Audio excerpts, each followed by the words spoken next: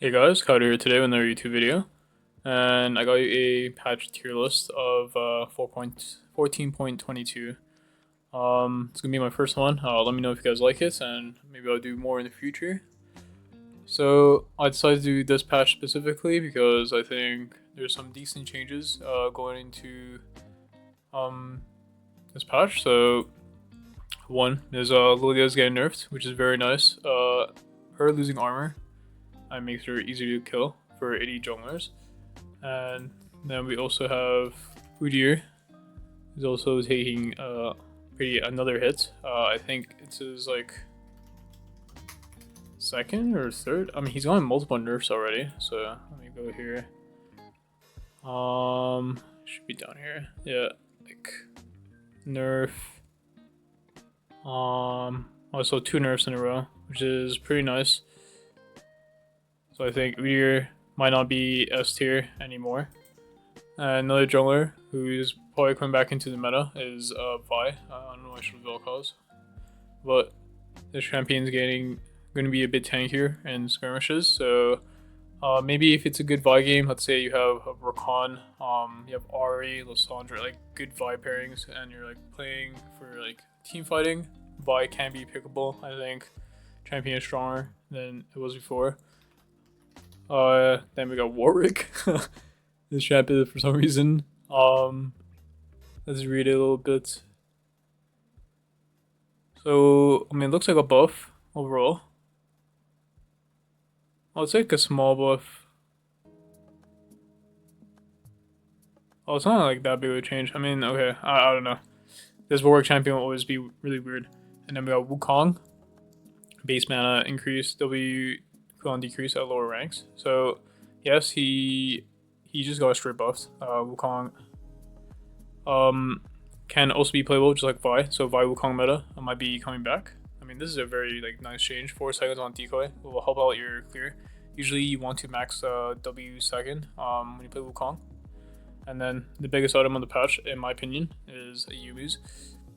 It is now they are nerfing by 5AD. It honestly it doesn't really matter.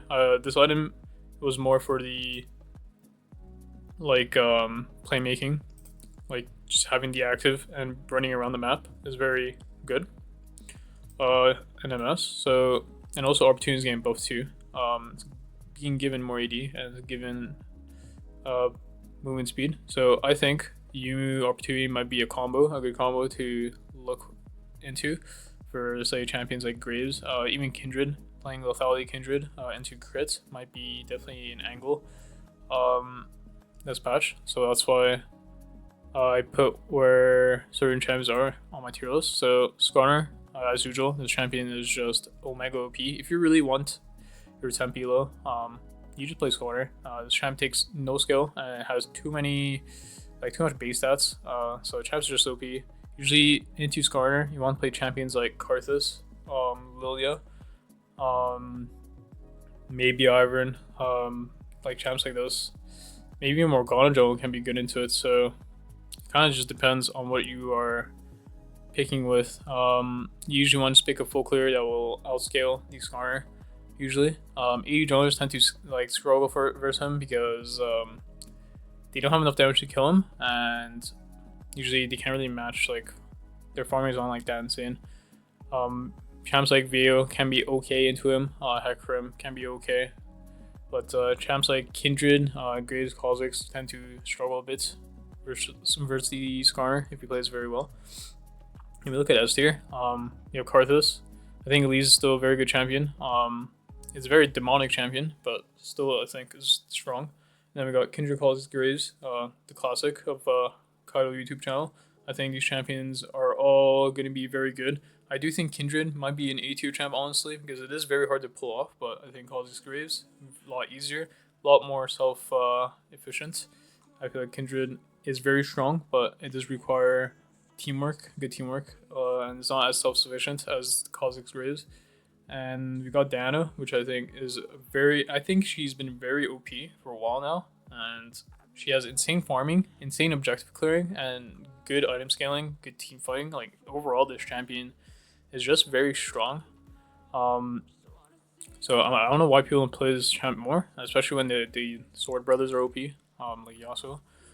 And then we got niche S tier. I put them in their own like section because these champions are very strong, but they also require specific team comps. So Arvin like wants to like bruisers or like 80 carries with like a front line, and like Fiddle needs like an AD comp and needs prowler rights, and you can go very like racist, so you say. So I think I just put them in their own tier, and they can be very strong or they can be very shit. Like it kind of just depends on the drafts of the game. And I might change around champions. I'm not sure, but I kind of just did cook this up in like a few seconds. Still some champions here. I don't know how Poppy would be. I think Poppy very good counter pick champion. So if they have a lot of dash champions, let's say like 4 champions are just dashing, 3 champions, and you have enough damage, I think Poppy jungle is very strong. But I don't really want to put her on the list. Maybe I should make a section like a counter pick, like a dash champ counter pick, you know. Then like she's like very S tier in that like situation. Like even Talia can be good, but I think Poppy's very disgusting when she is OP. Then we in A tier we got Hecarim, Brand, Zac, Gwen, Viego, Nocturne, Jarvan. I think all these champions are very strong. Actually, I don't know about Brand too much. Honestly, I might just drop him. Like, I actually have no idea. Like, literally, like Morgana jungle is better than these champions. Like, unironically, Morgana jungle clears very well, and she has like good items. She goes towards the Andrews, Zonya's. Like, it's very good, cringe to play against. But like back to A tier, like I think all these champions are very strong. Nocturne very good for what do you call it? For like it's just an ult button. Like just like Hecarim and just like Jarvan, like these champions will always be good playmakers. Hecarim is very easy to play, same as Nocturne. You just full clear and then you ult whichever side you're passing to, pretty much. Zac, I think, is a very good scaling champion. I do think Zac is better in solo lane, but I think you can get away with him in jungle just as long as you do not get invaded early. I think champion scales incredibly well. Same with Gwen. I do think Gwen is still very strong. Hard to play, but if you do get to 2-3 items, get to decap, get your 2 points in ult, like he can just run down people with Ghost and like 1v9 in fights, you know. And you're a very good split pusher too. Like if your team refuses to go side lane, which is a very common occurrence in lower MMR, like this tier list is more for the emeralds, diamonds. Like I would say, you can just go side lane yourself and just take all the waves. I legit do it even like GM games. I just go take the side wave if my team doesn't want to do it. It's like it will work in any elo. Just go farm side lane. Then we got Jarvan, just very good champion overall. Good playmaker, has a good farm.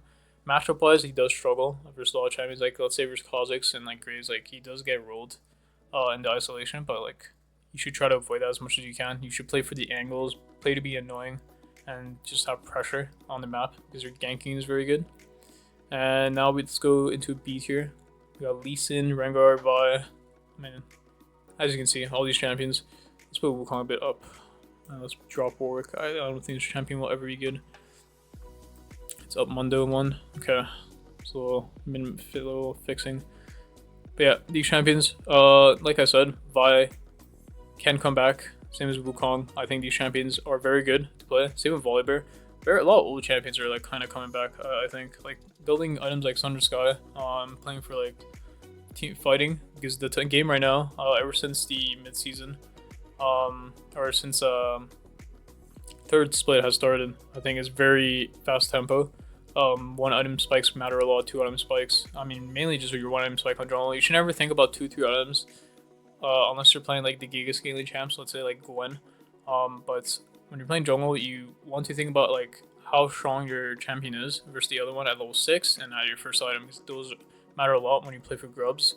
First set of grubs, second set of grubs, so playing for your first, second Drake, like all these like neutral objectives, like your 6 matters and your first item matters a lot. Like this is how you snowball games. Like 6 grubs are very OP if people know how to use it well in the game. And if you guys watch Worlds, the team that legit had the grubs usually won this like the game itself. Like it's very obvious who won the game in the first 10-15 minutes if you understand how the game works.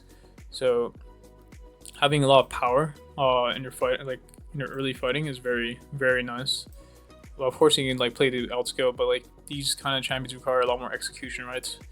Though I do think you can get away with it in solo queue because people tend to just int for fun in lanes, and like you just pick up free kills. Like these champions require a lot of gold, and you're just able to get gold in solo queue because people just troll. Like it's just the nature of the just ranked in general. Like you're not playing high elo or slash competitive. Like play good competitive. Like these champions are a bit weaker than like Vi Wukong, for example. Like Vi Wukong Doctor are like a lot stronger than these champions. Like these champs are only good picked when they're picked later on to the draft, and like maybe there's a lot of like jungle bans. Let's say in Fearless drafts, if you guys don't know what that is, where um whatever champions are being picked in the game before, you cannot pick it in the next game. And then on top of that, there's bans added.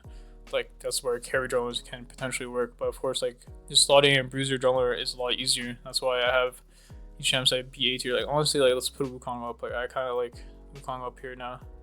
I think Vi cannot really go up here because I think she's a lot more fragile. But Wukong is definitely a very strong carry champion. Xin Zhao can definitely also go up depending on the draft. Like Xin Zhao is very strong if you have Enchanter. If you have Lulu, Seraphine, Karma, you're very OP. We got Mundo. I think Lilia brand might drop, but I'm not sure. Then we got the shitters, the C tiers. Yeah, I don't know. None of these champions are good. I would like if I played solo queue, I would never pick these champions. Like maybe I'll pick Talon because he's fun, and maybe there's an angle where the game is like demented and I'm able to gank like if you're able to gank 3 lanes legit, like your Beals drafts and solo you were like, oh wow, all 3 lanes are gankable. I think champs like Talon, like Nunu can go crazy. But things like just play Elise at that point, in my opinion. But yeah, these champions like Talon, Shaco, like very cheesy. Kind of just requires the enemy team to be very bad. Greg, the same with Evelyn. Legit the same thing. Yeah, I think Gragas could maybe go up, but I'm not sure. Still a very hard champion. Rek'Sai, I think Rek'Sai is like an IQ test, like whether people forgot how to, like remember how to play against Rek'Sai. It legit is the only thing that matters. But yeah, so that's what I think about this tier list. If you guys have any questions, let me know down in the comments below. And if you guys enjoyed this video, also let me know down in the comments below. And I'll be releasing Kindred 101 guides very soon, and I'll be releasing more concept videos before I end up going to Korea. I am going to Korea next end of this month for 3 months. So whatever concepts I'm going to be releasing during this month, I'll be using in Korea, and I'll be uploading those gameplay videos on YouTube. So hope you guys enjoy this video, and hope to see you guys in future videos.